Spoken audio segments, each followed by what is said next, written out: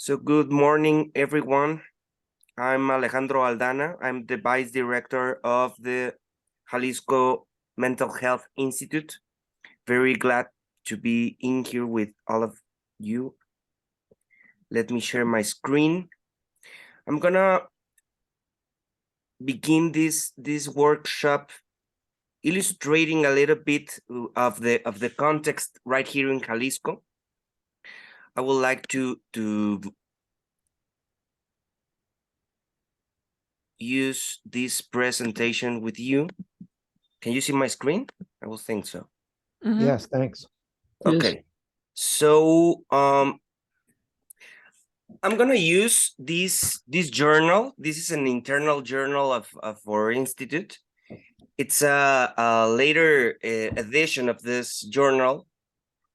It's about the 15th anniversary of the institute, but the 60th anniversary of the oldest psychiatric hospital in here in Jalisco. So I wanna use this journal. I mean, I can share it with you guys.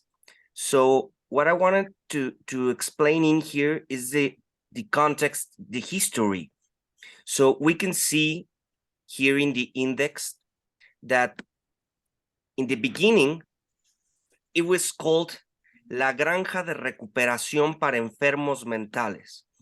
It was like a recovery farm to people with severe mental illness. We're talking about the 56th to the 86th. So it's a very, very old hospital, you know? It's like Salpetriere. I don't know if you can have those kind of manicomial places or facilities in your context. But then it moved to the psychiatric Jalisco hospital back then. And it was until 2001 that it goes to the Jalisco Mental Health Institute. So that's like the history. It's a very complicated context because it was like a manicomial facility with very severe issues about the stigma. It's located far away from the metropolitan area of Guadalajara. So I'm gonna give you some context of how long is it to take from the metropolitan area to that hospital. So what I wanted to show you then, it's a lot of history. It's in Spanish, of course, but we can translate that. I want to use the photographs of Rafael del Rio, who can give you more context about our patients. Okay, so all of these pictures are taken to that hospital. As you can see, well, it's black and white, you know. So, but as you can see, there are a lot of people in a acellular way. I mean, those patients live in there. There are about 100 of patients that still live there because of their disability, and because they don't have, most of them don't have families. So we can see that acellular model of these patients require very much attention of the nursery staff. We can see this is Fermin, and you can see the facilities. These are very old ones. I mean, they don't look like that right now. I mean, but you can figure it out. How can it be? Okay, those are the beds. That's Sagrario, one of the stellar patients in our unit. And there's a hole that it was used to treat or to take care of these kids from the cabañas. It was like a nursery care, and those have like a very severe motor disabilities as well, intellectual disabilities, etc. So from the early beginnings of this hospital, it was taking this model of rehabilitation towards facilitating this kind of jobs. I mean, these kind of patients help the staff of the hospital in the in-hospital labors, as you can see, laundry, washing dishes, etc. And then we have this garden, this January, that they work in here in rehabilitation processes. But as you can see, those activities are like a work therapy for most of them. These are not formal jobs, as you can see. Well, these are just pictures of Rafael del Rio that you can see later on. These are most for art purposes, of course. Okay, so then I want to explain how it is composed our hospital. This is the CAISAM Estancia Prolongada. It is for the Integral Attention of Mental Health Center. So this is the architecture taking from an air point of view, and then you can see it's a very long complex of the hospital. Some areas of here are not right now are not available to use, but we can see that we have different halls to take care of patients, and then back from this area, we used to have this unit of rehabilitation processes. Okay, so this is the facility of the Institute of the Mental Health, Jalisco Mental Health Institute, but this is not the hospital that we're working, that we should be working with IPS. I want to just make this big picture of the institute because it's a very complex thing to understand, maybe. So this is the director of the Jalisco's Mental Health Institute, right? And then, as you can see, well, there's the assistants of the director, and as you can see, we have 3 vice directions, okay? And then we have in the left the direction of the 2 centers. These 2 are hospitals, okay? This one, CAISAM Estancia Prolongada, is the oldest hospital from the 50s. And this one, the CAISAM Estancia Breve, this is for prolonged hospital stayings, and this one is for brief hospital stayings. So these are our main operative areas. I mean, those in here, we see a lot of patients. In CAISAM Estancia Prolongada, we are like recognizing the importance of treating severe, especially severe mental illness. So, and these other 3 vice directions, it's the vice direction of mental health attention, that where Imelda is from, and then the institutional development by direction, that's where I am, and then the administrative vice direction. So we're working all of us together, but the main issue right here will be the psychosocial and community inclusion and rehabilitation department. So we're working with all of these staff. Isabel is connected right here with us. She is the chief of this department. And we have a lot of staff in here that is gonna replicate the IPS and collect all of this context for us to implement IPS. Okay, and then we have a lot of community mental health centers distributed in the regional context of Jalisco. So this is Jalisco, this is the map, okay? So in black, you can see the two hospitals that we call CAISAMES. CAISAME Estancia Breve, CAISAME Estancia Prolongada. And then we have 8, well, next month we'll have 9 mental health community centers. You can see those are in red, distributed in a lot of areas in Jalisco. We have 14 modules of mental health.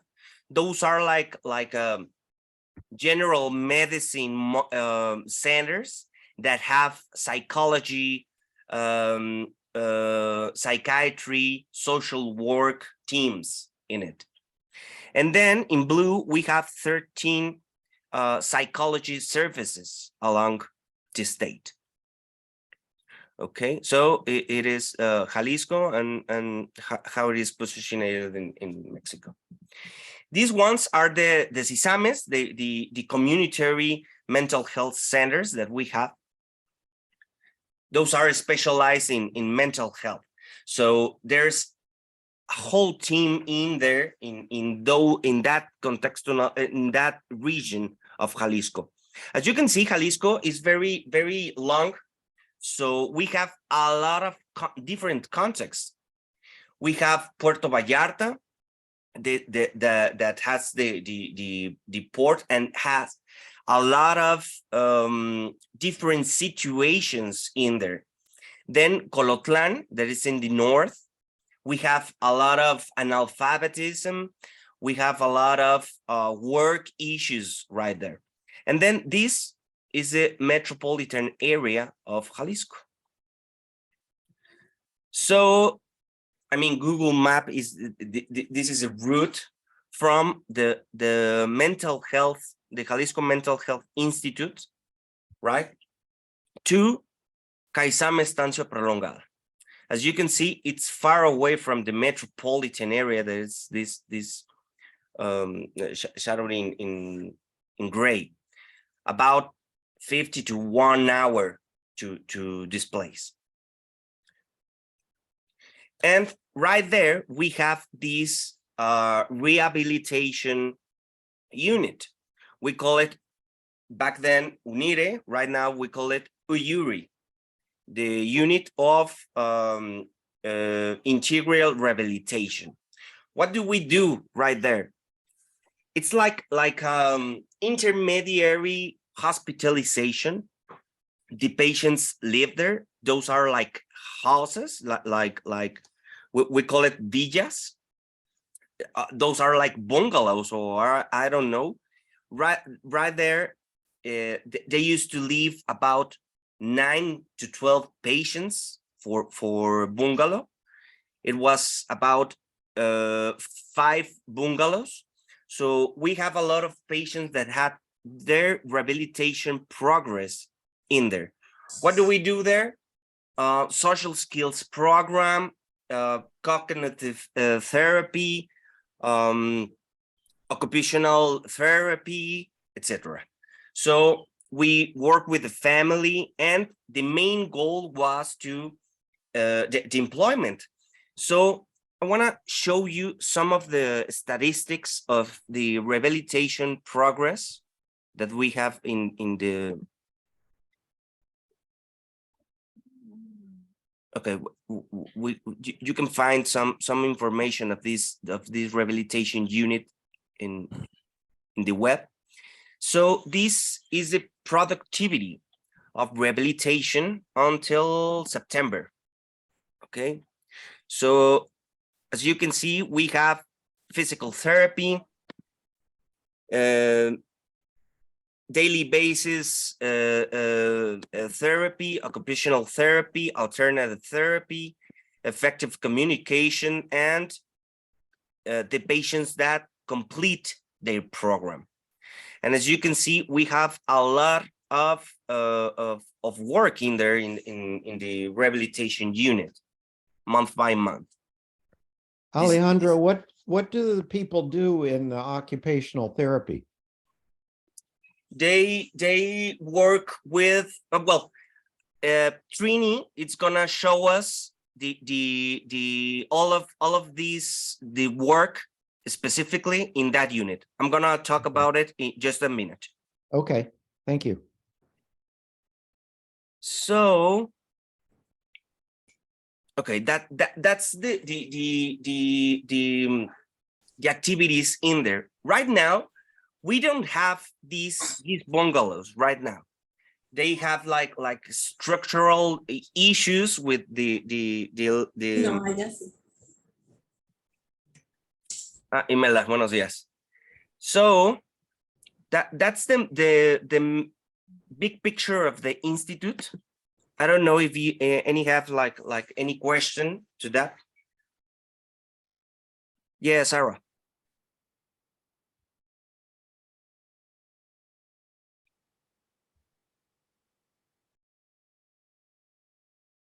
You're on mute if you're talking, Sarah. Sorry about that.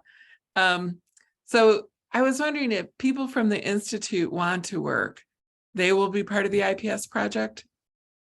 Is that right? Yeah, of course. That's why we're here. Oh, okay. And is there any kind of transportation, like a bus or anything from the Institute to the metropolitan area? Yeah, well, the institute, the facility of the institute those are in the metropolitan area. Okay. But the hospital is near the airport. But people who would be in IPS will come from the Institute or from the hospital? Are from the hospital, mainly. Oh, the hospital. Okay. So they would take a bus into town to work probably. Yeah. Unless they got a job at the hospital. Yeah, right. Yeah. They work there. Or, I mean, the airport.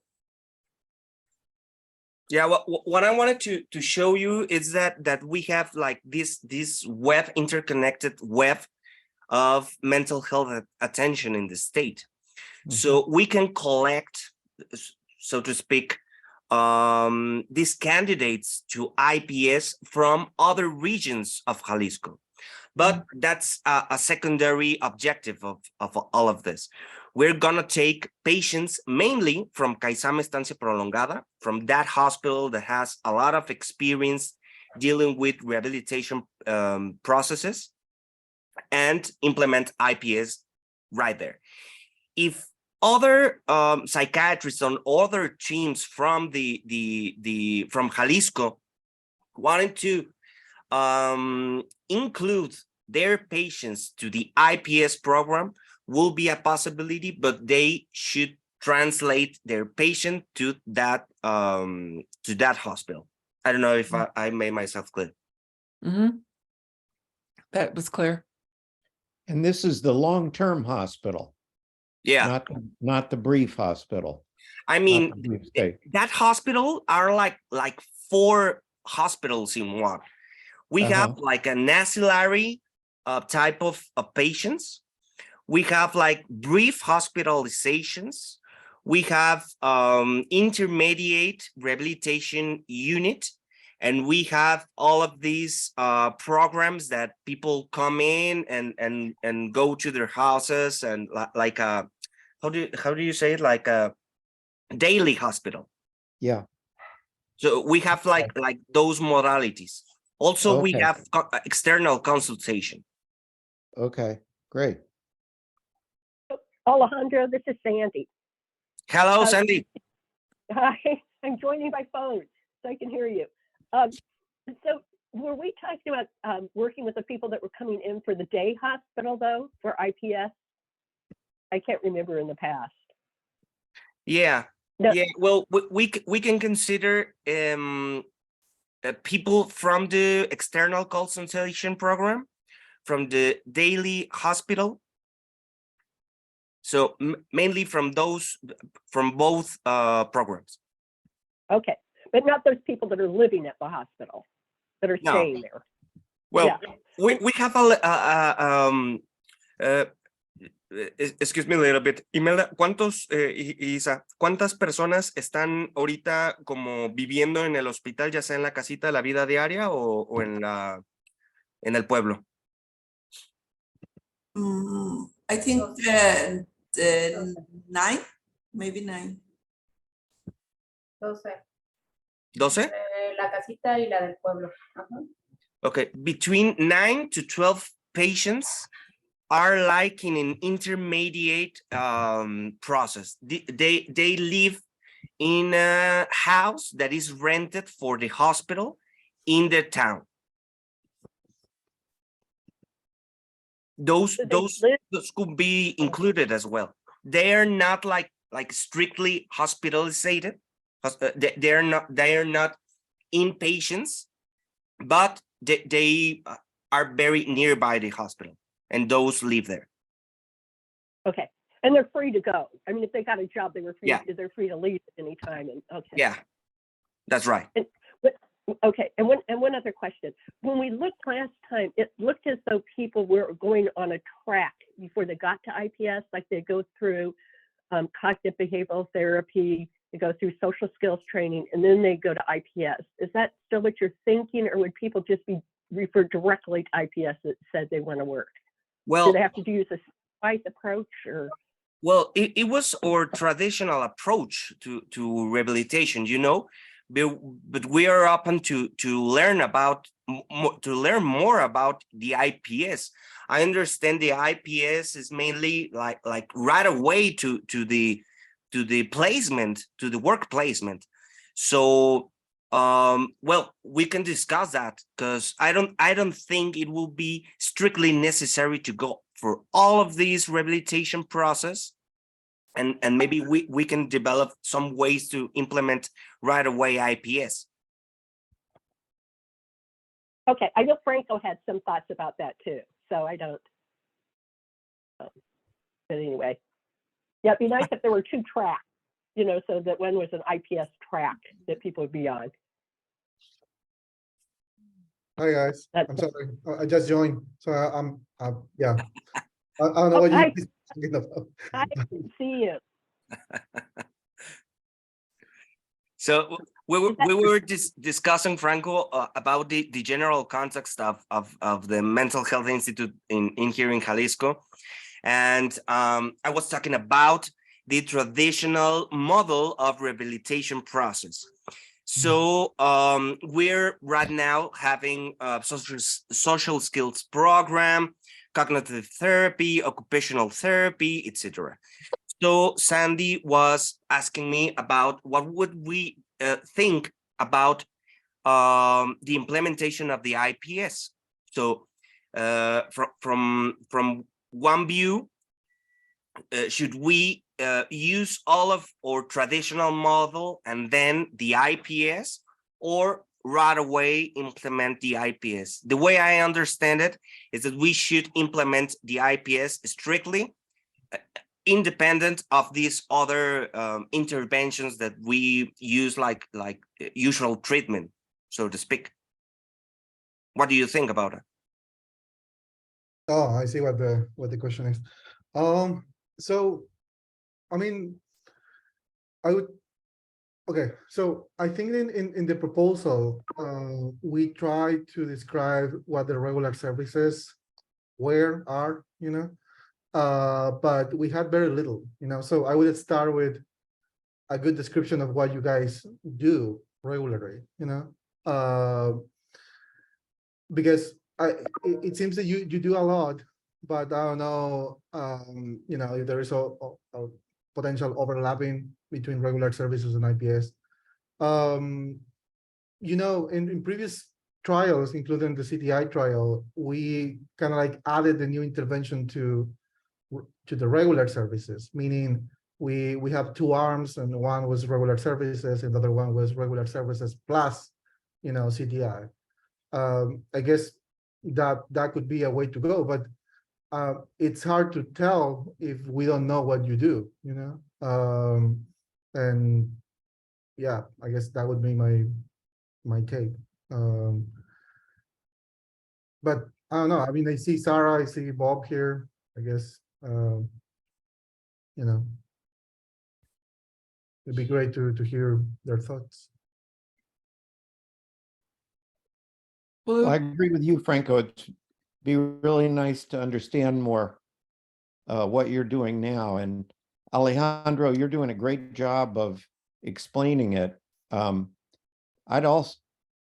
read Spanish pretty well, so if you send me your program description, I'd like to read some of it, especially about the rehabilitation unit.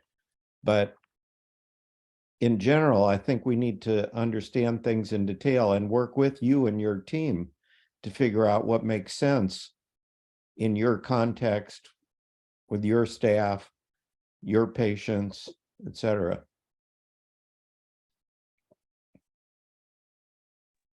Yeah, well, we're gonna take I have a video from Trini, who is the coordinator of that specific program. So she can tell us more about this program, the specifics of the program. I was just telling about the big picture of the institute, how it's constituted, and Yes. how do we deal with communication, and how many departments are in there, etc. Yeah, So it sounds very comprehensive and complex. Yeah. So should we go straight forward to that video from Trini? Trini is in vacations, so we will have to respect her time. So I asked her if she could record a video for us for this meeting. So she excuses, but I mean, priorities, right? Sure. That's Okay. great. So let me share the video with you guys so we can see.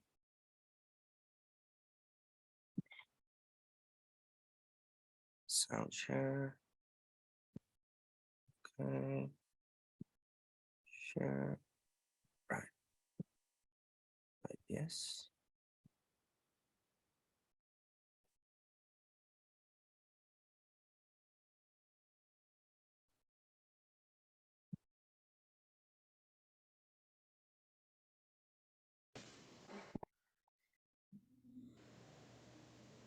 Hello, everybody.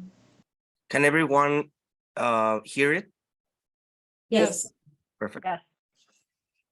Yes. This is Trini. I am a Unit Rehabilitation Coordinator. It's a pleasure to me to be here, trying to explain you how we work with our users, with our patients in this unit here in Jalisco, Mexico, in Salme. In this first part, I'm going to talk to you about our history, our programs, and our achievements. Okay, let's start. First of all, I'm going to share with you some about our history. In our background, the Integral Rehabilitation Unit was opened in October 2008 to promote and practice activities dedicated to increase the functionality of users and their social, family, and work reintegration. It's part of our background. Our functions, or the main function, currently one of the main functions of the ES unit, of the rehabilitation unit, is to favor the recovery and use of personal and social cognitive skills in people with mental illness, checking to increase their functionality and quality of life. It's our main function, to increase the functionality. In a few words, we have three main programs. Our three main programs are the following. The first program is psychological intervention. In our psychological intervention program, we have those topics. The principal topic is health education. Every day, we are trying to increase their knowledge about health education. For example, about the mental illness, pharmacology treatment, the importance of the mental health, for most important topics in health education. The second topic is training activities for daily living. In our unit, our users or patients, they live here for several time, for 3 months, 4 months, or if it's necessary, 1 year, for this training in activities for daily living. Take a shower, eat food, eat food, or the best food for them. And in general, every activity in day. The third topic is social skill and communication. In this topic, we work hard for social skills every day. And the last one in this program is development of skills for work. Later, I'm going to try to explain how we do. The second program is management of activities for daily living. In this program, we have 3 topics: psychological counseling, self-help group orientation, and psychoeducational training for daily living. The third program is occupational therapy and job training through workshops. In our workshops, we made the crafts. We show them how to prepare food and manufacture brooms and mops in free time and leisure. Those are our main programs in our rehabilitation unit. This is a picture of our brooms and mops and crafts we made in workshops, for example. This is a picture. Our users or patients are making and preparing their food.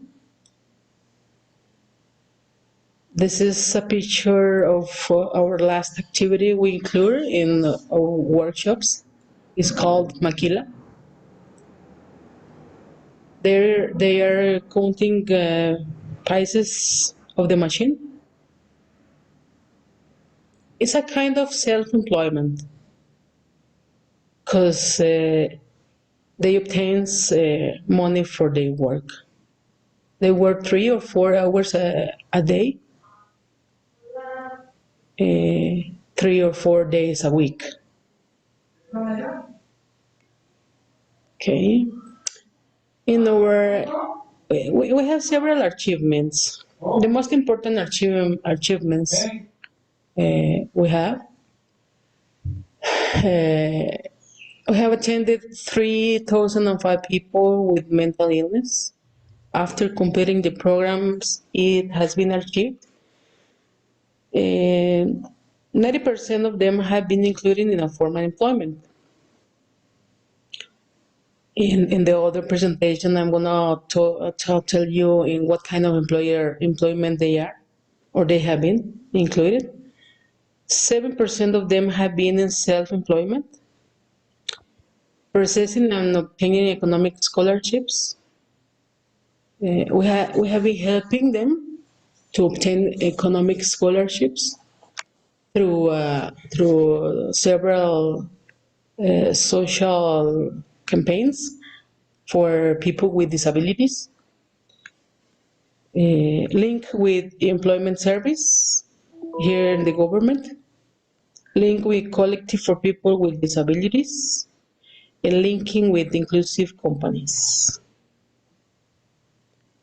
Obtaining official documents and disability certificates, collaboration agreement with Civil Association of People with Disabilities for the production of maquila, as I told you, in social reformers.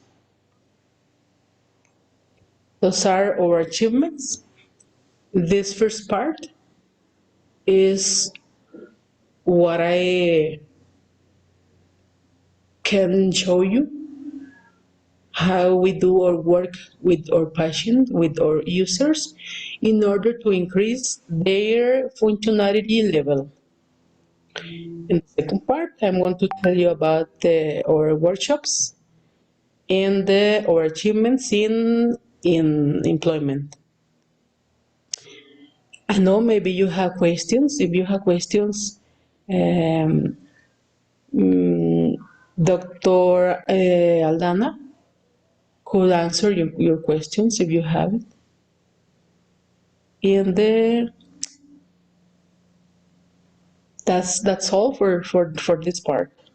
Thank you very much. I'll see you tomorrow.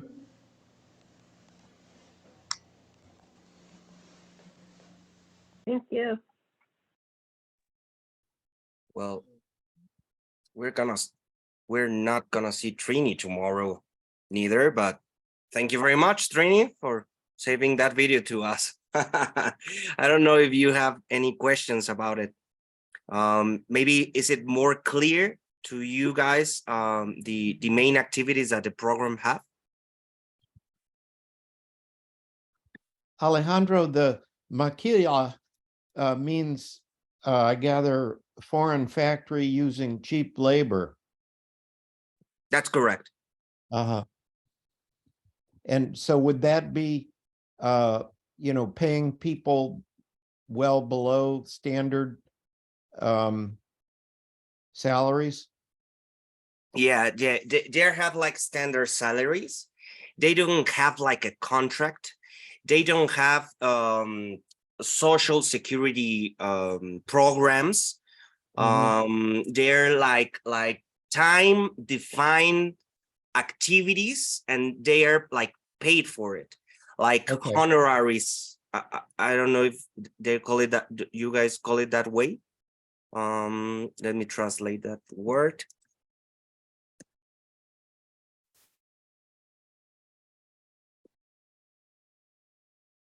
So it would be more like day labor. They can come in and work for a few hours and get paid. Right. Honorarium or fee. They just receive a fee for their work, for the hours of their work. But it's like manufacturing. It's not like a formal job. They have like contracts and social security and etc. Solo un convenio. Right, it's sub minimum wage. It's kind of like our sheltered workshops. Yeah. Right. Think. What about the 19% of people obtaining formal employment? Well, yeah. Those kind of jobs? The main issue with those who had been on a formal job is the maintainment of their job. Let me just ask Imelda if she can talk about us a little bit more, or Isabel, and then I will translate it to you guys. Nos preguntan que ese 19% que obtuvo un empleo formal, ¿qué tipos de empleo tuvieron y quizá más o menos cuánto tiempo pudieron haber durado, porque obviamente no todos el 19% lo han sostenido. Ajá. La mayor parte es en empresas de manufactura, en electrónica, y también en instituciones educativas, con puestos tanto en producción como en recepcionista, en aseo general, y hay algunos usuarios que lo han mantenido todo el tiempo. Uno ya se jubiló porque cumplió el periodo y otros han durado poco, pero en general sí han durado un tiempo muy aceptable. Franco, I don't know if you can help me translating. Sorry, I got distracted. I thought you would Okay. do it. No, that's fine. So the main works was like manufacturing again, doing the in educational services as well. The Recepcionistas. cleaners and receptionists in Comercios también. commerce. Uh-huh. And those are in enterprises that has like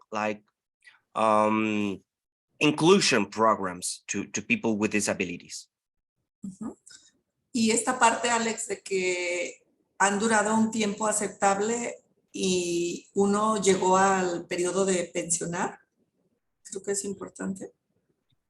One of our patients worked until his retirement, so he achieved that.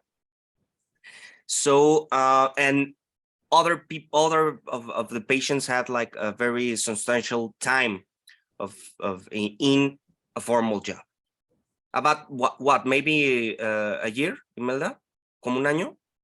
¿Durarán en promedio? 1 year, 3, 4 es variable.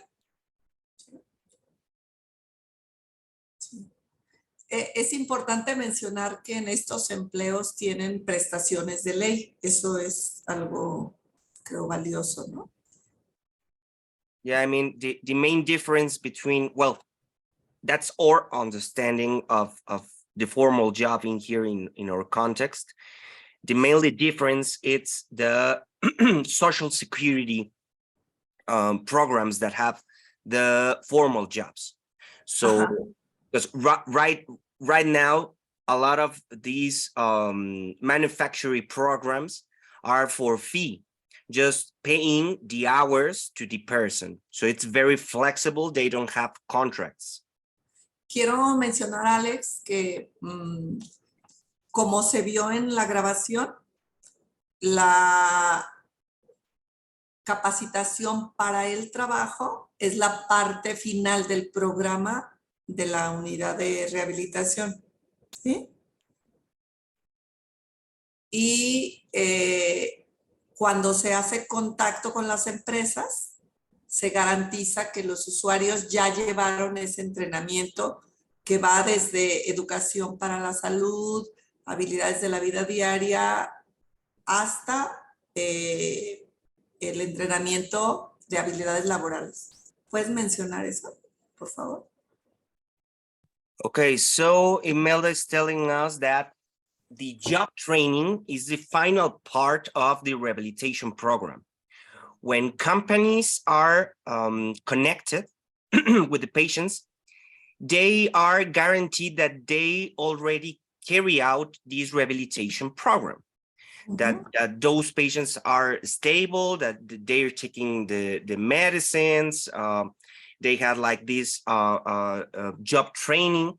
So that's Comunicación. Treatment as usual. That's our treatment as usual.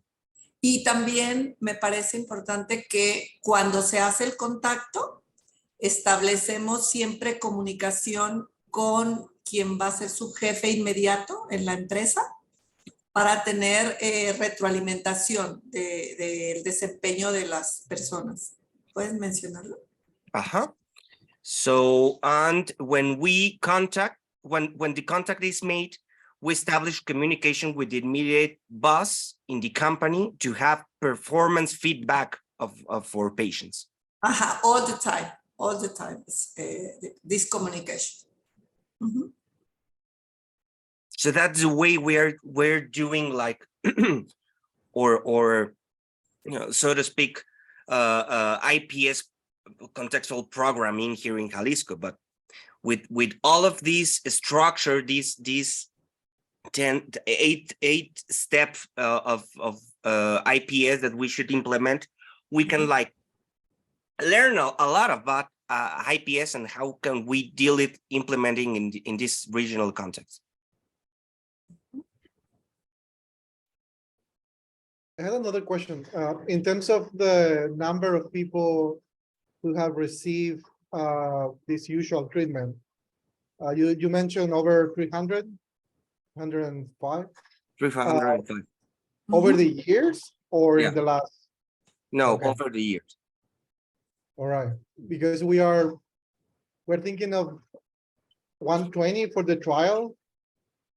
And we're thinking of enrolling all those people in a year. So I got a little bit concerned about numbers. I don't know what you think, Bob. But yeah, I don't know if we're gonna have enough people. That's what I'm saying. Sí. That's really a good question to follow up on. I got to drop off for a little while for Okay. meeting with the Department of Labor, but I'll be back on. You're doing a great job of explaining things, though, Alejandro. Thanks so much. Thank you, Bob. Thank you. So, I'll be back. okay, you can see the record Marta, later. too. Thank you. So, Imelda, nos preguntan, el programa de IPS, tenemos un año para trabajar IPS y la inserción laboral de 125 personas, ¿no? Lo puedo explicar en español, Alex, si quieres. Sí, claro. Imelda, gusto. Para el estudio necesitamos incluir 120 personas, ¿no? 60 van a recibir IPS y las otras 60 lo que ustedes hacen regularmente. Entonces, cuando vi el número, me preocupé un poco porque dije, ok, si han atendido 300 personas desde el 2008, alcanzaremos en un año a reclutar 120. Esa es la pregunta. Eso depende del perfil que se establezca, ¿sí? Nosotros trabajamos con clinimetría para evaluar el nivel de funcionalidad. Solo quienes tienen cierto nivel, cierto puntaje, entran a la etapa de inserción laboral. Todos pueden entrar a la etapa de rehabilitación, pero solo los que cumplen cierto perfil entran a la etapa de inserción laboral. Por eso está al final. Los usuarios pueden ir cumpliendo cada etapa de acuerdo a su nivel. Ok, no todos llegan al nivel de la etapa de inserción laboral. Uno, porque requiere control de sintomatología total, porque no queremos que haya una crisis en el lugar de trabajo que le representa una carga estresante. Luego, habilidades en la actividad y habilidades en la comunicación. Entonces, depende del perfil que establezca el programa. Nosotros tenemos contacto con empresas suficientes como para que si hay los usuarios con las habilidades puedan insertar. Creo que a nivel de lugares para empleo pudiéramos lograr, pero no sé qué tantos los usuarios cumplan un perfil para insertarlo en el proyecto. Eso ya depende más del proyecto. So I wanna add something. the patient profile from the old traditional model, it's different from the IPS perspective from my point of view, because IPS should include more patients, and we're used to deal with the most severe disabilitated people. So those patients with severe mental illness are like candidates to the rehabilitation programs.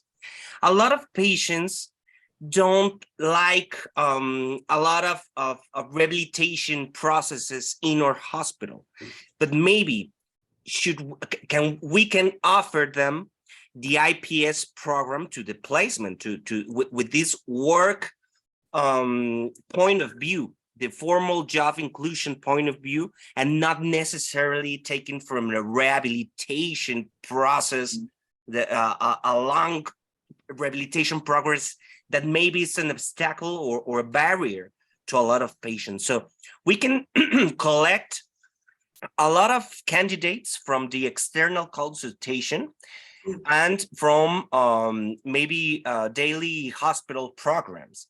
So I really think we can achieve the goal of 120 patients, 60 treatment as usual, and another 60 with IPS. I really think we can achieve that goal. Sí, sí, porque un factor importante es que nosotros en la unidad de rehabilitación trabajamos con pacientes que ya han sido hospitalizados. Pero lo que dice Alejandro es cierto.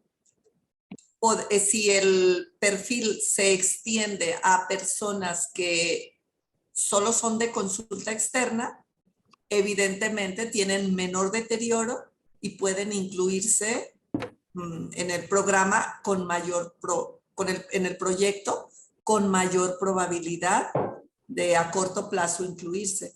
Además, no es un programa que va a llevar que estén en una estancia, que a veces eso es lo que, porque han sido tan pocos, las personas no aceptan quedarse siempre en la unidad, pues no, o sea que eso es algo muy importante. Yeah, Sandy, they are telling us that the profile that we're used to deal with is often patients who have been hospitalized, but if they're outpatients, they can adhere to the IPS. They're less disabilitated, so to speak. So the other barrier is what Isabel is telling us. There's like a barrier of translating, I mean, the patients from the metropolitan area to that CAISAM estancia prolongada.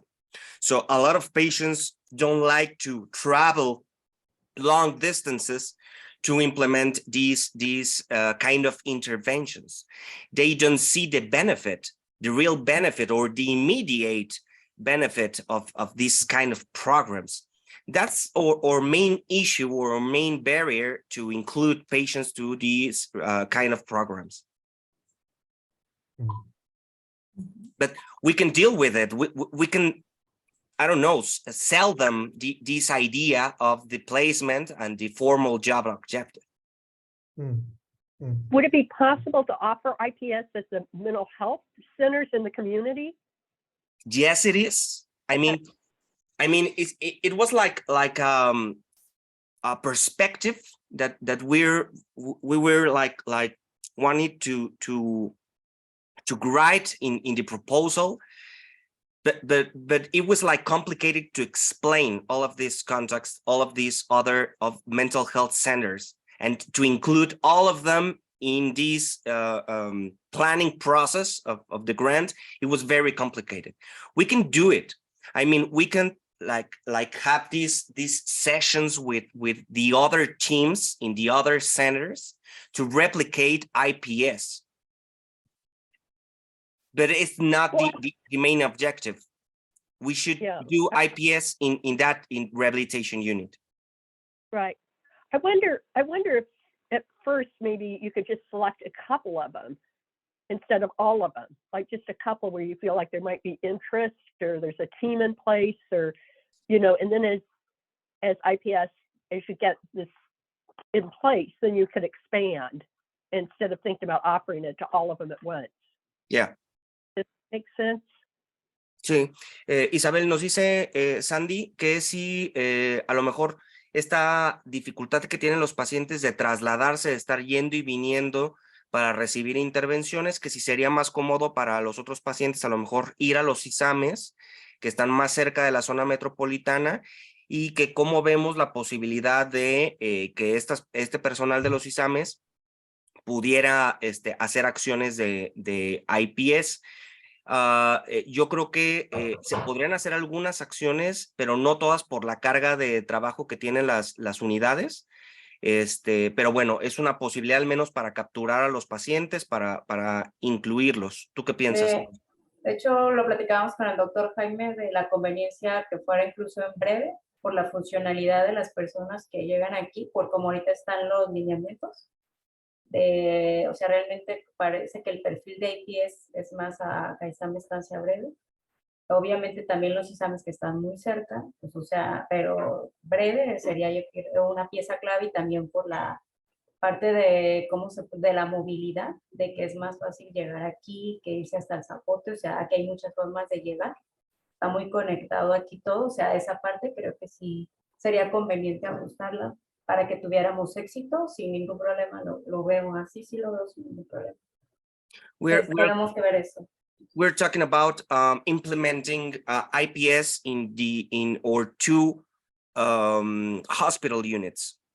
The one that is in the metropolitan area and the other one that is near the airport. So we can do these two teams of implementing IPS. Okay, I was just concerned about the people that don't want to come to the hospital, you said. So it seems like a detraction, they don't want to come in. So I was trying to think about how you could serve those people without them coming in. You know what I mean? You would go to them instead of them needing to come to you. Yeah, I don't know if that's those patients already are like treating themselves in or external consultation programs. So we can include those patients from that program. So not necessarily. I really think we shouldn't include patients that are currently in their hospitalization process. I really think the most appropriate profile for the patients are stable patients from the external consultation. And those are the people that are coming in for the day. They're coming to the hospital. Not necessarily, Sandy. They're the people that come for external consultation. So they are patients from the hospital. They have the diagnosis and they come for follow-up at the hospital. So the hospital not only has a hospitalization patients, it also has external consultations, so people that come for their follow-up. Okay. And are those people seen by a team or are they just seen by a psychiatrist or a prescriber? Do they meet with a Depending on the case, I think maybe Alex would know more, but they're usually seen by a psychiatrist and sometimes by a psychologist. And that's where we can implement the IPS. I think that will be the best recruitment place. We work with teams. I mean, in CAISAM Estancia Prolongada, we have, I don't know if they have like 8 or 9 teams. Each team has its own psychiatrist, psychologist, social worker. So, but those are not familiar with a lot of activities of rehabilitation programs. So we should maybe help those teams that are directly intervening with the patients to maybe adhere to these other rehabilitation or the IPS program, So they're coming by as external consultation process. So they go maybe 1 month to the psychiatrist, then 2 months later with the psychologist, then 1 month later with the social worker, etc. So it's primarily a clinical team Yeah. that doesn't really think about employment right now. They're probably thinking about helping Okay. people remain stable and yeah, That's right. yeah. But Go ahead. go ahead, Frank. No, No, go you go ahead. ahead. I was just going to say. I have but- questions but- about research, so let's. Yeah. Mhm. Am I going off? I'm not about. I was just going to say the research for IPS, was primarily implemented with people with the most severe mental illnesses. So typically people with psychotic disorders, that's the primary research that was done early on. So I just wanted to mention that. Yeah. We have a lot of population with mental health, with severe mental health illnesses. Yeah, sounds good. And actually, one of my questions was about that, because I don't have the proposal here at hand, but the thing with the NIH grants is that you already told them that you are enrolling 120 people and they're doing this and you're doing that, so any modification should be reported. That's the first thing, to keep in mind. So if you are enrolling people from 2 locales, 3 locales, whatever, that's something that, you have to justify in the rationale for it, So all the things that you are saying now make sense to me, but they should be like, described, and you have to like submit a request and stuff like that. So NIH is quite old school, like a traditional agency. So everything should be reported, and you have to explain why you are making changes, right? My recollection, though, in terms of the inclusion criteria for the trial, is that it was quite broad, in terms of diagnosis. We don't have, I recall, any exclusion criteria for level of functioning or anything like that. So it's quite flexible, so I guess that's gonna help, because it sounds that you are working with those who are doing better, among everyone in the rehabilitation unit. So ours definitely will be a broader criteria. However, I think it makes me a little bit nervous when we start thinking of like different sites, because there is an effect at the site, the site, because the sites have probably different characteristics. They are located in different, communities, and that could have an effect on, the intervention, So I know that from a programmatic point of view, maybe that doesn't matter, because you just want to implement and offer IPS, but from a research perspective, it does, So I would I would, remind us that this is a pilot trial. We're trying, to pilot IPS. So 1 or 2 sites probably are more than enough, So that was one comment I had. And the other comment, yeah, go ahead, Sandra. Go ahead. So I was just saying that makes sense, Franca. Yeah. For research. And I'm going to translate myself, Alex, in a minute.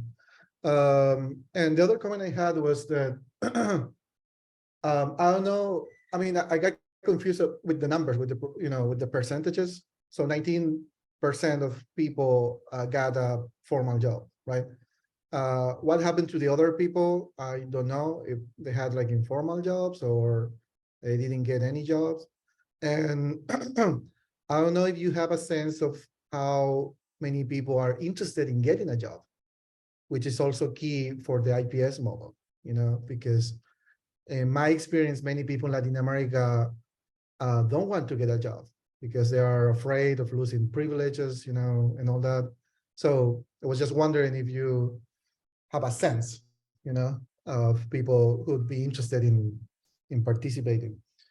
Lo que dije era, creo que me entendieron, pero muy rápido, dos preocupaciones. La primera respecto al número de sitios, es un estudio piloto por ende, a pesar de que después se pueda escalar para donde quieran, por ahora creo que un sitio, 2 sitios, deberíamos empezar con eso. Después si quieren sumar más sitios, genial, pero hay que ser cauto, porque entre más sumas, más justificaciones y explicaciones tienes que dar.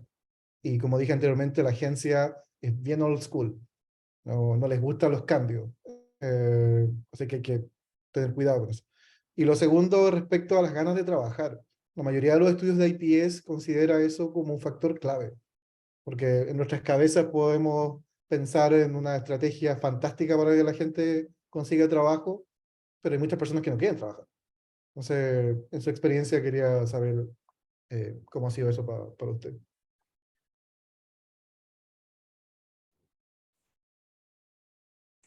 Well, I want to just Imelda, adelante. Sí. Franco, en nuestra experiencia es así como lo mencionas, y sabemos que en la enfermedad mental, esa anedonia, esa falta de querer hacer cosas es parte de. Por eso, para nosotros ha sido mejor lo de la meta de la inserción laboral formal hasta el final de un proceso. Pero, insisto, en personas que habían sido hospitalizadas. Creo que en personas de consulta externa, como lo menciona Alejandro, puede no ser necesario todo el proceso que se lleva de rehabilitación, sí algunos de los apartados, y precisamente el interés de nosotros en la unidad de rehabilitación para participar en este proyecto es aprender mejores estrategias, justo por lo que mencionabas. Bueno, unos van a estar en el proyecto y ¿qué va a pasar con los otros? Queremos tener opciones para la mayor cantidad de nuestros usuarios. Entonces, aquí aprenderemos qué sí, qué no, y seguramente podremos ya después del proyecto o a la par del proyecto, nosotros en nuestro programa de trabajo,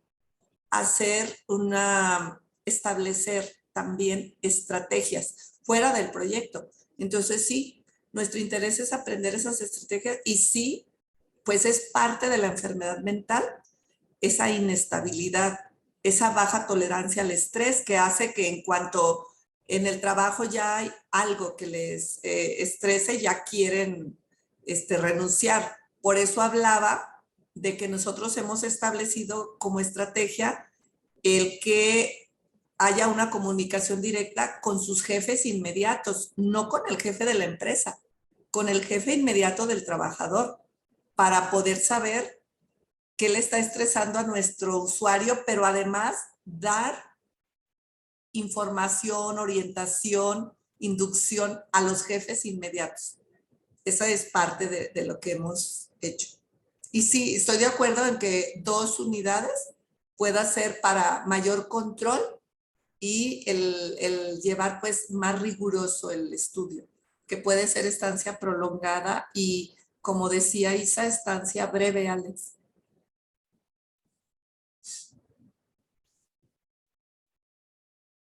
So, Sandy, I don't know if you wanted to say something. No, I was just hoping somebody would translate. Okay. I'm gonna resume. I wanna say that these considerations were initially discussed at the beginning of the grant proposal. If we should maintain only one of our units or all of the community centers, etc. We suggested 120 people in Caizame Estancia Prolongada, calculated with the people that is in the external consultation program. So it was calculated with those numbers of productivity of that program, not with the rehabilitation program as It's a big difference right there. So we should recruit patients from the external consultation. I really think staying in only one location will be ideal for the pilot, and then maybe climb to other steps. But I really think that for research methodology, it will be most clear with only one facility, only one unit. So then it will depend. I think the biggest difficulty will be to make joining to the program, to make it attractive for the patient. We should learn more about the IPS, how to maybe sell the IPS to the patients. And then it will depend on how many sessions the patient need to attend to the clinic, the frequency, etc. So maybe we can learn more about the IPS and maybe a brainstorm of how can we adapt and how can we sell it to an attractive program to the patients, external consultation patients. What do you think, Sandy Franco? Yeah, no, that makes sense. But again, any thoughts on my question in terms of, people wanted to get a job? Do you have a sense of that, or is something that we should consider in our strategy? No. Which is fine. I mean, maybe we should start with that. Yeah. I don't know what you think, Sandy, but So what would you do? Like a Yeah. survey of people that are receiving services there at the location you're thinking about, and to ask people, would you want a formal job? For my experience, people don't want to be treated, don't want to take medicine, don't want to get any job.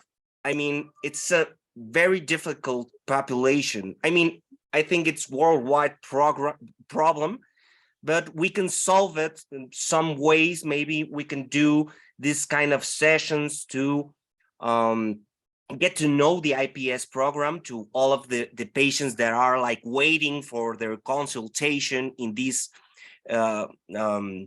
main area of the external consultation, and then like promote the IPS program to enroll themselves, to make it attractive for them. But the reality is in general, they don't want to be treated, they don't want a formal job, they just want to be in peace by their own. Yeah, so you're right, it's not unusual, that sometimes people think that, but that's often, what we've done is that often happens because people have been told that they shouldn't work, or that they can't work, that they might be too sick to work, they're too impaired. And so actually, if they start hearing that, I believe you're able to work, you're capable, and what would you do if you had 400 extra whatever pesos or whatever the currency is, what would you do if you had extra money every month? How would you spend that? I mean, you help people look at their future and where they want to be. Because a lot of times people aren't satisfied with where they are. Yes, and so what we're thinking is maybe doing we're searching right now for motivation or desire to work scales. I don't know if you know one that we could use, and maybe start kind of like doing a brief study of that to see if the patients that we have in a few months, that we put the scale and ask them if they want a job. Would that be good? Yeah, that'd be good to ask Sarah and Bob also. I know we have one that's called the Importance and Readiness Scale for Work. So it's like, how important is it for you to work? A lot of people, it depends on what's going on in their life, but a lot of people lose confidence, right? They have low self-esteem, and so it's their confidence that gets in the way of them wanting to work. And then we can help them out with that by taking steps to move them up the scale towards wanting to work. But I don't know if that's the right one or not. I would want to talk to them about it, or if they when they join back to the call, that would be good. But the other thing we found is, like, you have a certain number of people that have found formal jobs. And have they ever spoken to the rest of the group? Has there ever been an opportunity for somebody to hear from somebody that's gone to work and how that's changed their life? What it's like to be working instead of not working? I mean, that's very powerful. Yeah, should we include these kind of patients that are already working and receiving payment as in a formal job to motivate other patients to be included in the IPS program? Am I understanding right? Right. Correctly? Okay.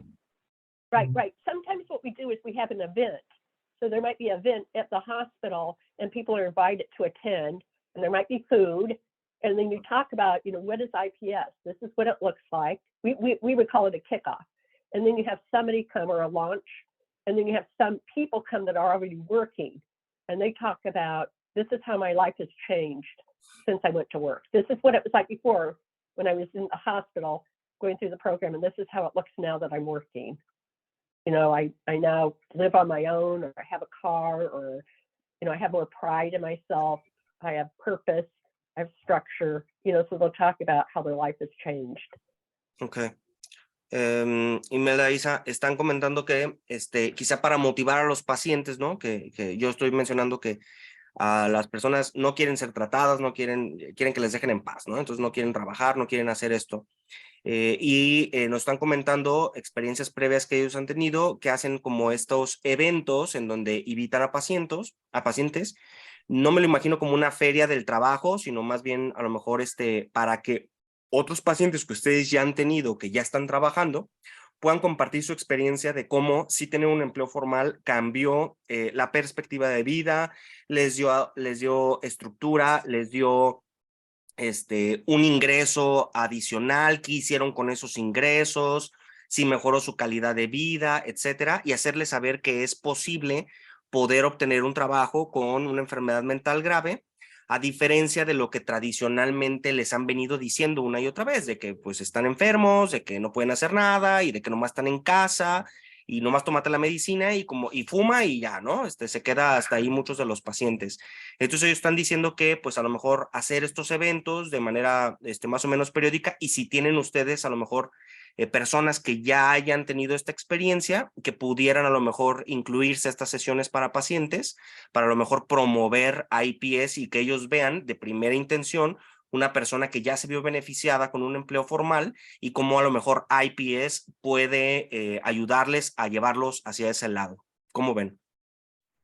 De hecho, nosotros ya hemos usado esa estrategia en invitar al grupo de psicoeducación, donde están los usuarios en ese momento en el programa de rehabilitación, a los que ya tienen empleo formal, a que les hablen, porque además como son compañeros que ellos ya conocen y después los ven ya en su empleo, vestidos, o sea, lo hemos hecho, solo que de manera individual.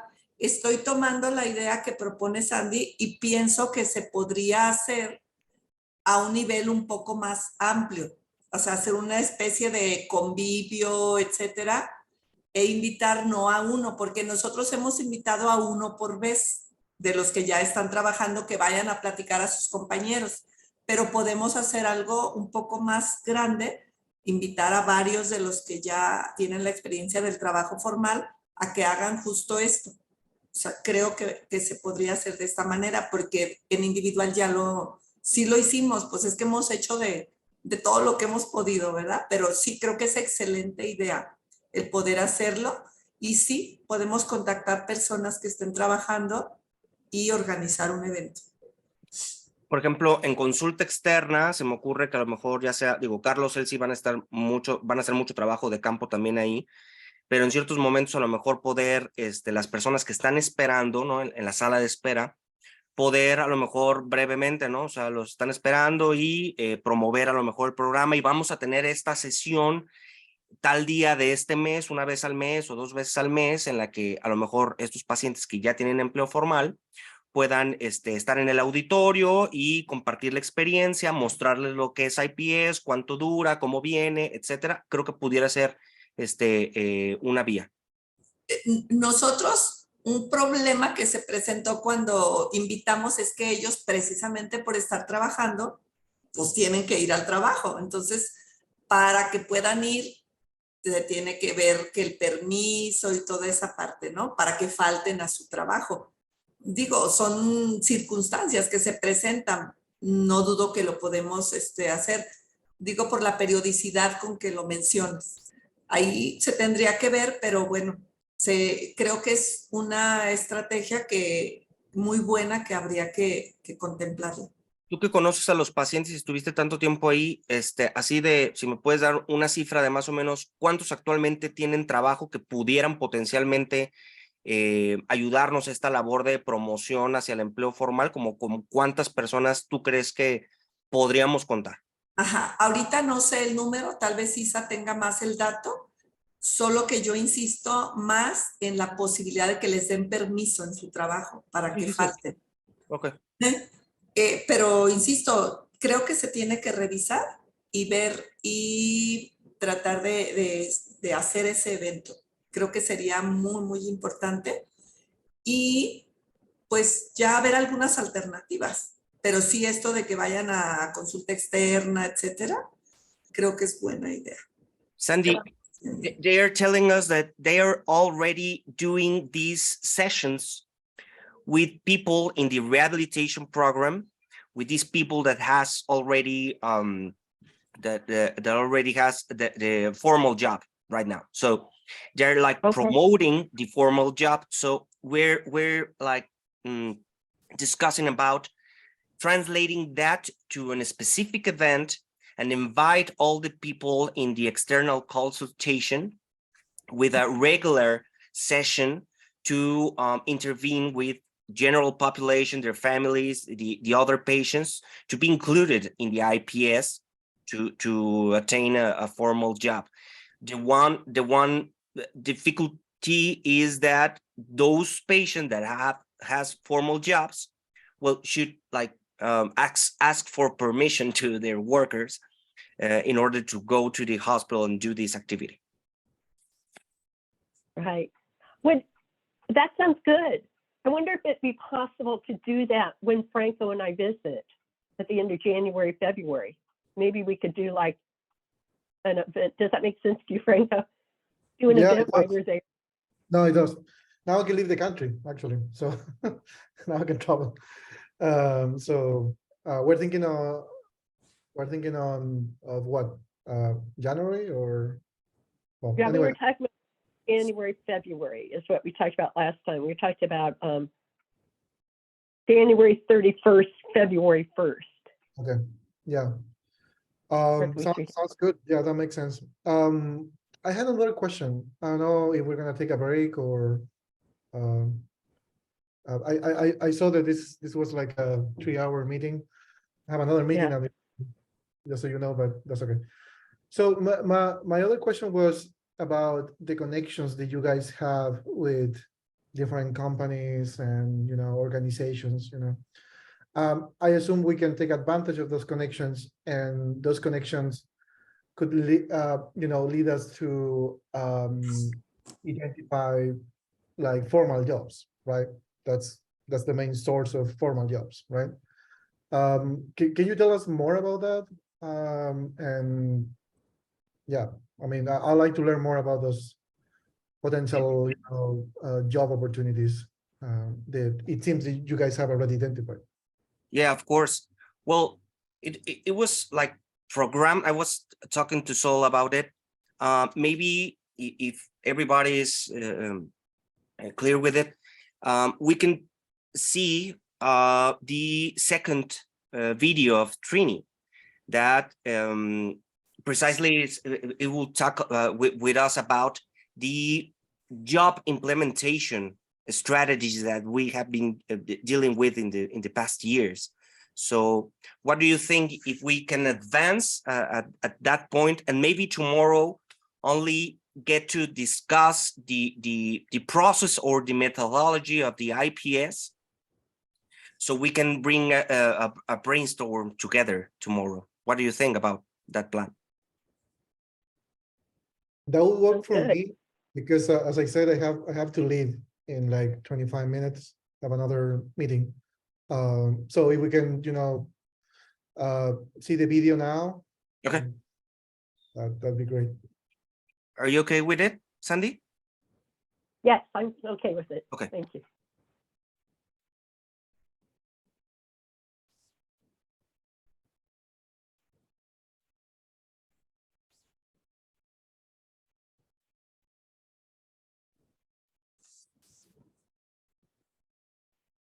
Oh, good. Sarah and Bob are back, so we're going to put the second video regarding what has. Hello again. This is Trini. Yes, Can anyone, can everybody hear the video? today I told you that I am. Okay.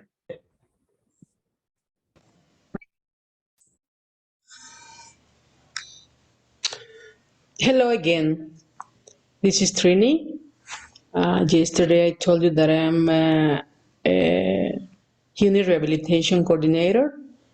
I don't remember if I told you that I'm social worker, and I'm a family and couples therapist.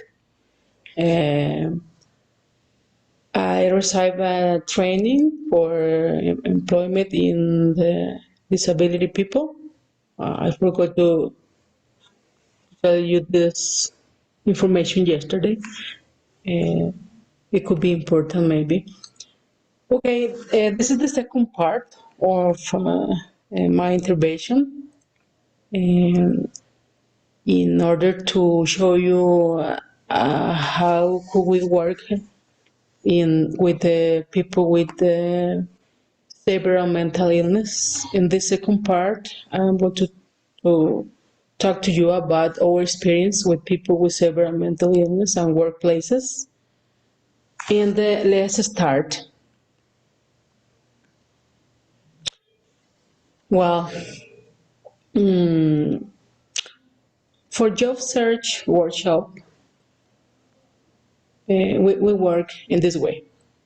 We make interviews to start looking for a job after having completed certification and occupational training. I mean, with our patients, with our users. We make interviews after there's search a work including employment. Evaluation, the evaluation we apply, the evaluation that applies is a PSP or it's one scale of personal and social functioning. This scale measures self-care, social activities including work and study, personal and social relationships, and disruptive and aggressive behaviors. This scale measures that. The main scale we use in that scale evaluate that measures. This scale is the most important for us in order to know the principal behaviors in our users, our patients. Well, about the experience in job placement and workplaces, yesterday in the other presentation, I was talking about it. Main jobs of people who have completed the program, 90% of them have completed the program. They work, or they have been working, principally in production operator. Production operator is the first placement, the first place, the first workplace they work. Another is bonding workers. Bonding workers is the second place, the second workplace they work, or they have been working. Production operator and bonding workers. Later, I'm going to show you one statistic about it. But in our experience, those production operator and bonding workers are the principal workplaces they have been working.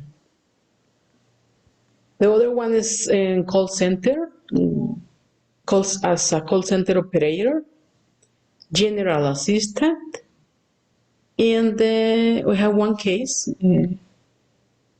working in as a public transport driver for 10 years, I mean.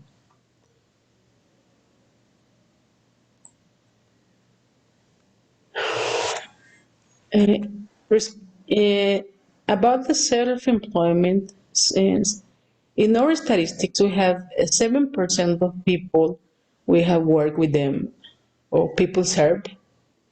7% of them are self-employment.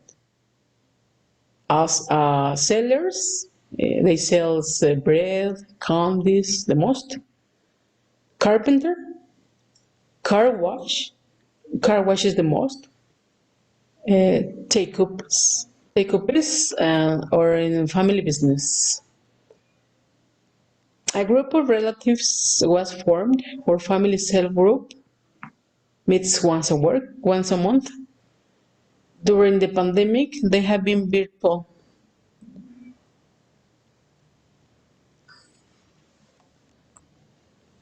We work with the relatives, with families, in case our user or patient works in family business, because it's very important for them, the support of the family. Everybody knows that the support of a family is one of the most important factors in the stability of our patients. This is the statistics I told you about employability. Employability statistics in the unit is this. 90% is has or have been in formal employment. 7% is self-employment, and the rest of them are unemployed. They are unemployed for the reasons we know about. The principal is stigma. In my opinion, stigma is the principal reason they are employed, because and the second one is because they are not cognitively completed. Of the total number of people who found employment, most are formal. I mean, in this graphic, in this statistics, I'm showing you that 90% are formal employed and 7% are self-employed. Okay. Of these people,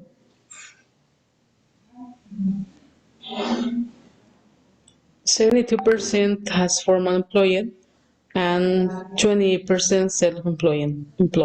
Of the total of the people who found employed.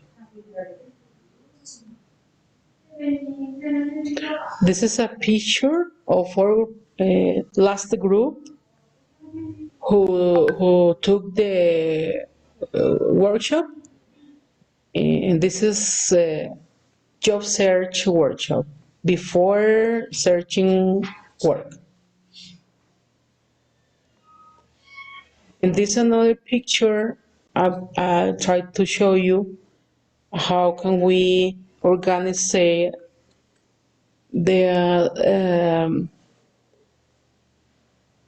psychosocial intervention. This is the last group who took in psychosocial intervention.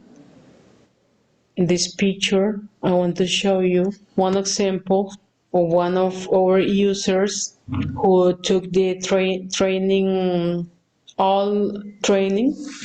He completed the training in our unit of rehabilitation. And this is a user with formal employment. After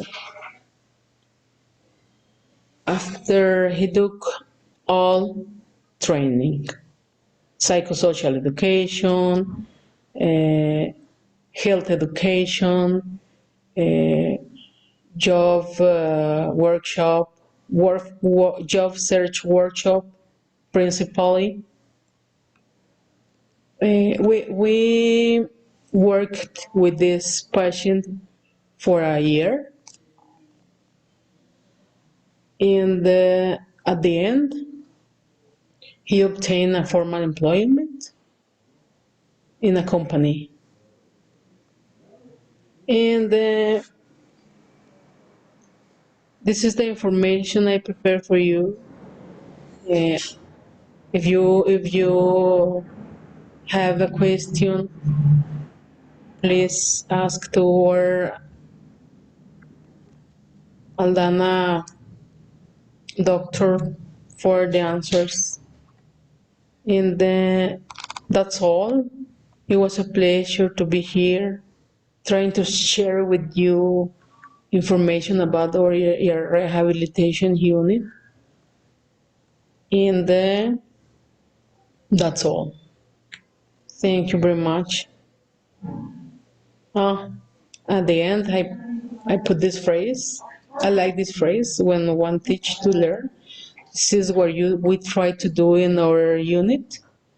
Teach for learn.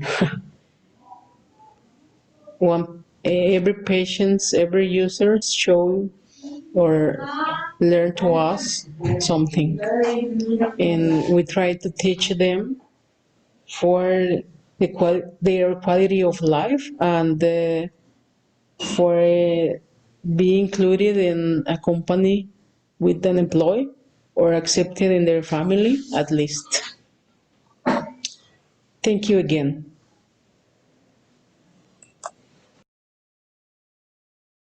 Thank you. Well, she's training. So, well, she didn't explain about this experience with associations and with facilities. So I'm gonna ask Imelda, ¿cuál nos preguntaba Franco? ¿Cuál ha venido siendo la experiencia con las empresas, con Copijal, con estos programas? No sé, Isa, también si nos quieres compartir eso. ¿Qué barreras a lo mejor podemos encontrar, o cuáles han sido los mecanismos que ya tenemos para poder ofertar empleos formales a las personas que atienden el programa de rehabilitación? Ya lo mencionaba Trini, el estigma que hay a nivel de la sociedad misma, no solo de las empresas. Y nuestra estrategia ha sido el informarlas. Entonces, se han programado con las empresas que ya son incluyentes de otras discapacidades, no de personas con discapacidad psicosocial, pláticas informativas, capacitación, por así decir, a el personal principalmente de las áreas de recursos humanos. Entonces, ha sido esa la manera, estar en contacto, informar, decir lo que no es la enfermedad mental o la discapacidad psicosocial. Eso ha sido. No sé, Isa, si quieres abonar algo. Bueno, respecto a lo de las empresas, como dice la maestra Imelda, creo que en eso, pues ella ha llevado un trabajo, ya tiene bastante tiempo que trabaja con las empresas. Creo que alguno de los desafíos, y que va a ser muy interesante también, pues enfrentarlo, es lo que también vemos desde la parte de la educación, ¿no? Y la preparación. Muchas personas, obviamente acá, han perdido o no pueden seguir cursando sus estudios. También eso las va dejando a veces en desventajas a posicionarse o aplicar a ciertos empleos, ¿no? Es decir, vamos a ver, y va a ser muy interesante, yo creo, a la aplicación del IPS también esto, ¿no? ¿Qué tipo de empleos? También por la escolaridad y que va a ser interesante, creo, esa variable, tenerla ahí en cuenta, porque también acá apenas estamos avanzando en la parte de educación en que sea incluyente, estamos realmente en pañales, y yo eso es lo que veo a veces más difícil, no que la gente no lo quiera, lo quiere, pero lamentablemente es una serie de, es un sistema que no ha permitido que la persona que tiene enfermedad mental a veces pueda concluir, ¿no? Por las trabas que hay, los expulsan de las escuelas, no les dan estas facilidades para poder continuar. Y bueno, creo que va a ser muy interesante. Perfect. Thank you very much. So,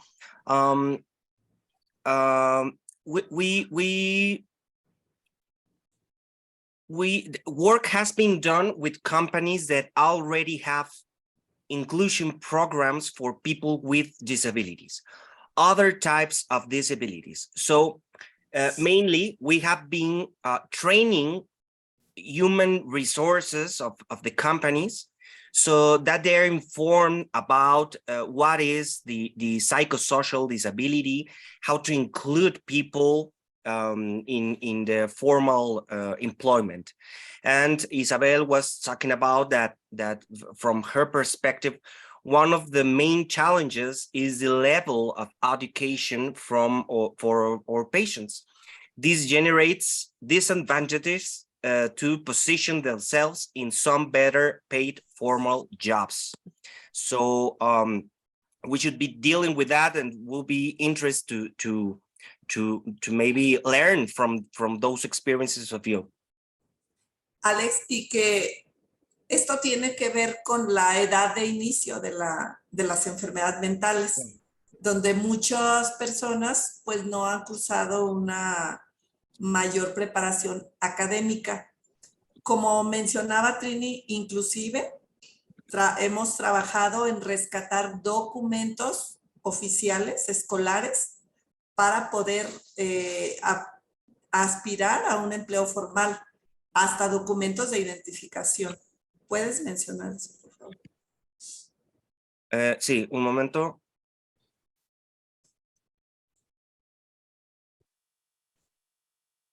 So many people are affected by mental illnesses and at early age, which prevent them for many situations, mainly stigma, from continuing their studies. So we have been working with the basic documentation processes of all of these people. Some of this population don't even have an ID or this kind of basic documentation. So there's a lot of work to do, but we have those experiences in our regional context.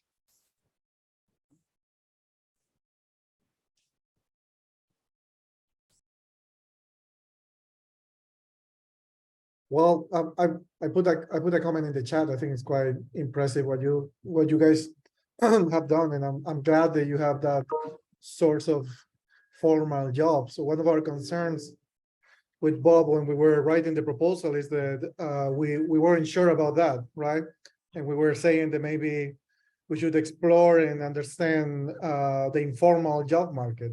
But it seems that you have done quite well in the formal job market, you know, so we should definitely take advantage of those connections that you guys have with companies and other organizations. It'd be great though if we can, you know, have like a description of all those, you know, potential employers, just for us to, you know, to have that in mind. Because again, in the proposal, we had very little in terms of contextual information. It was very limited. Could that be possible just for us, you know, to, you know, for us to read and to, you know, digest? Sí, nos pide Franco, Ime y Isa, si podríamos a lo mejor describir, no sé, algo breve de esta experiencia que han tenido ustedes, porque lo que entiendo, I understand that the companies with which we have been working declare themselves as inclusive. So we don't have much experience dealing with companies that don't have this disability inclusion programs in their company. So that will be another route to explore, maybe with the IPS interventions with the companies. So yeah, I think we can work describing the current process of workshop implementation. Sí, la experiencia ha sido buena. Las personas que han logrado ingresar a un empleo formal se muestran muy agradecidas, muy comprometidas, con muy buena disposición. Sí ha ocurrido que en algún momento pueden tener una crisis y entonces vean dificultada su actividad. Entonces, parte de esta capacitación a las empresas es informarles lo que puede presentarse una crisis y qué pedimos de apoyo para ellos. Por ejemplo, tiempos de descanso en las jornadas laborales, o sea, que les permitan cada determinado número de horas salir a relajarse un momento, a estar tranquilos y después regresar.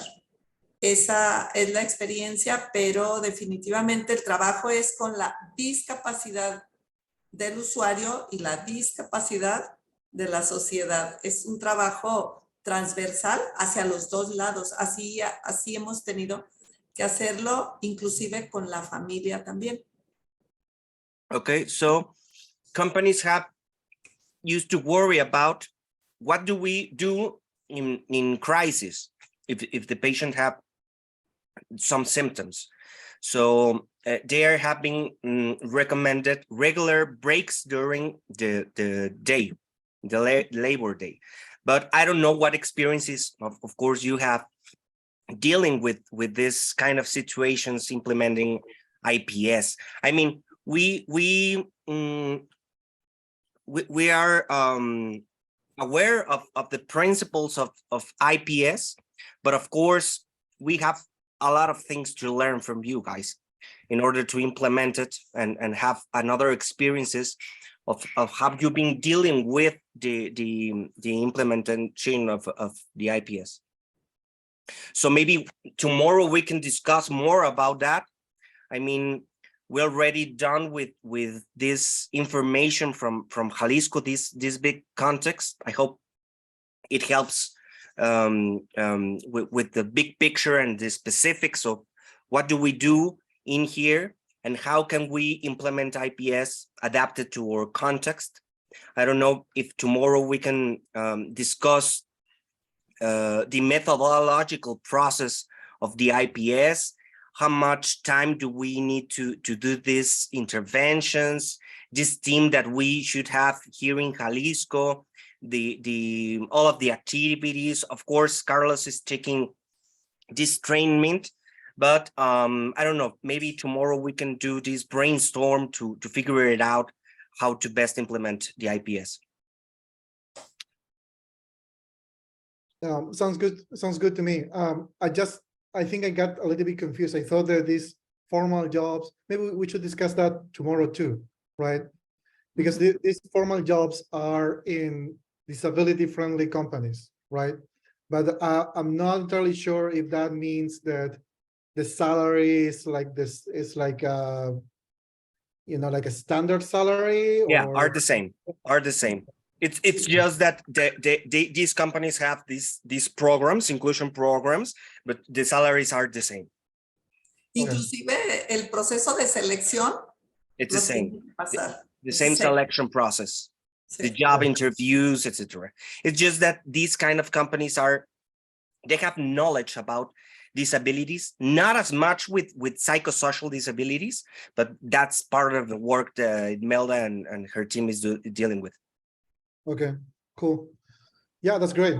Again, I think it'd be great to learn more about it, you know? So we are kind of like on the same page when we say this is a formal job, right? Right. Because as you said, for IPS has its own conceptualization of what a formal job is.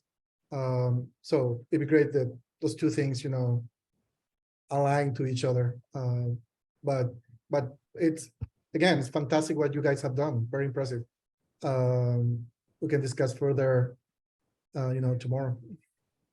It was impressive. And maybe we could think a little bit about how to help the mental health practitioners start to think about employment. And you can tell us what you've been doing already. Right. We talked earlier, Sarah, and they have, which is wonderful. They have been having people that are in formal jobs present. How. Yeah. Oh, that's really great. Yeah. I'd also be interested in just hearing in general, what do jobs look like? I mean, not just the disability-friendly companies, but what companies exist in your surrounding area? What's their biggest employer by the hospital? I mean, is it the hospital itself, or is it restaurants, or I mean, what seems to be like the market? ¿Cuál es la compañía más grande que ha aceptado pacientes? Creo que es Solectron, ¿o cómo se llama? Jabil, Solectron, sí, son los de... que está aquí, la que está aquí cerca de la unidad de rehabilitación. Es la de Solectron, ¿no? Sanmina, no, Sanmina. Okay. Sanmina también. Esas Ahora tres. reciente Mercado Libre también está. Mercado Libre. Mainly manufacture. Okay. And Mercado Libre, it's like Amazon. Oh, okay. But it's manufacture kind of job. Okay. And do you have a sense of where the people you work with want to work? I mean, you know what I mean? The clients that you're working with, is there a sense of like a general theme of like, these are the type of jobs people want to work in? Que si tenemos idea de más o menos qué es lo que les gustaría a las personas trabajar, que si les hemos preguntado, por supuesto que ustedes les han preguntado, creo que es muy variable, pero no sé si hay una idea general de qué les gustaría, en qué les gustaría trabajar. No hay así como una línea, y trabajamos sobre el binomio aptitud y el interés. O sea, ¿qué les interesa y para qué tienen aptitud? Eso es lo que se trabaja a nivel del grupo de rehabilitación para identificar, pero es muy diverso de acuerdo a su experiencia laboral previa. It's very diverse. It's like quite complex with the main aptitude from these patients to their main personal objectives. So I worked about a year and a half in that rehabilitation unit as a psychiatric practitioner. I really like very much psychosocial rehabilitation and psychiatric rehabilitation. So it's a dream for me being with all of you guys in here. And what I learned is that a lot of these people don't have a clue about what to work with. I mean, they're very like mentally busy dealing with the stigma, dealing with the stigma in the family. There are a lot of violence against this kind of people in their communities. So self-stigma, it's a very, very big challenge for us. So I don't know, maybe we can learn a lot more about the IPS strategies for that purpose.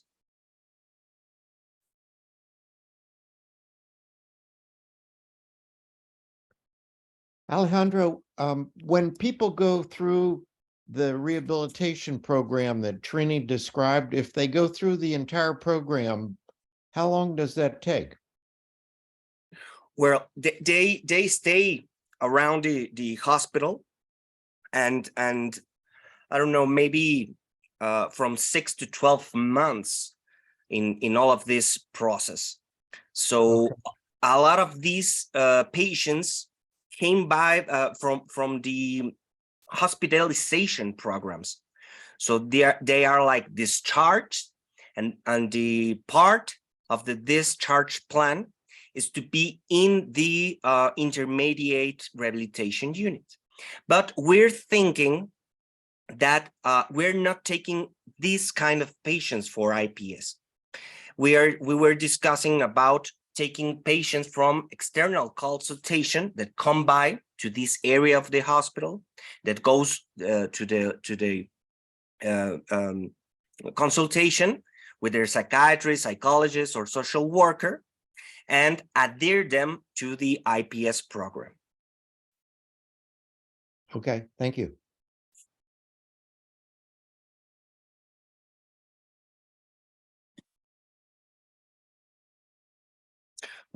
How do you feel, Sandy and Bob, about and Sarah, of course, about all of this translating English Spanish issue? Are we okay with? I think it's going You're well. excellent. I really appreciate it. Yeah, Okay. I really appreciate you translating. It was wonderful. Okay, Yeah. perfect. I'm kind of nervous about it. You're doing a great Okay. job, Alejandro. Thank you. Just great. Yeah. So I don't know if we have any other comments. So maybe we can be in touch again tomorrow and discuss maybe the generals of the IPS and how can we deal it with the specifics in Jalisco. Are you okay with that agenda? Yeah, that sounds good. And everybody should have received a link yesterday for tomorrow's meeting. Yeah. So you have that. Yeah, we have that, Sandy. Thank you. Yeah, so maybe we'll conclude for today earlier than we thought and resume for tomorrow. Will that be good? Sounds great. Okay, Good. perfect. See you Thank tomorrow. you very much. Gracias, Thank you Imelda. very much. Nos Thank vemos you. mañana. Have a good day. Gracias. See ya.